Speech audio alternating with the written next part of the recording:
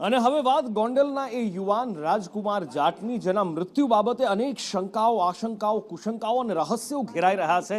કારણ કે અકસ્માતથી મોત ન થયું હોવાના દાવા વારંવાર કરવામાં આવી રહ્યા છે, પણ એ દાવા તંત્ર દ્વારા, પોલીસ વિભાગ દ્વારા નકારવામાં આવી રહ્યા છે. ત્યારે ડોક્ટર હેમાંગ વસાવડા આમ તો કોંગ્રેસના નેતા છે, પણ સાથે જ ન્યુરોસર્જન પણ છે. કોંગ્રેસના નેતા તરીકે નહીં, પણ ન્યુરોસર્જન તરીકે એમણે નિવેદન આપ્યું છે કે 3 વર્ષની કારકિર્દીમાં મેં આવો રિપોર્ટ ક્યારેય નથી જોયો. કારણ કે વાહનથી જો અડફેટે જાય તો અડફેટ વાહનની લાગી જાય તો એ દૂર ફેંકાઈ જાય, માણસ કદાચ એની નીચે કચડાઈ જાય, પણ 42 ઈજાઓ કેવી રીતે આવે? ગુદાના ભાગ ઉપર ઈજાઓ વાહનની ટક્કરથી કેવી રીતે આવે? ઘણા બધા સવાલો એમણે ઉઠાવ્યા છે. વાહન અકસ્માતમાં મારી 30 વર્ષની જિંદગીમાં ખૂબ વાહન અકસ્માતના કેસોની સારવાર કરી છે. આવી 42 ઈજાઓ જોવા મળે એવું હું પહેલી વાર જોઈ રહ્યો છું. કુલ 42 ઈજાઓ મૃતકના શરીર ઉપર છે.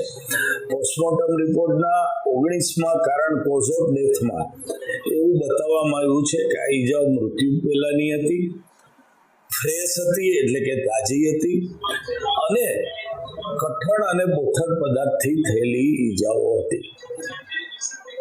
ક્યાંય એવું નથી લખવામાં આવ્યું કે આ ઈજાઓ વાહન અકસ્માતથી સંભવી શકે તેવી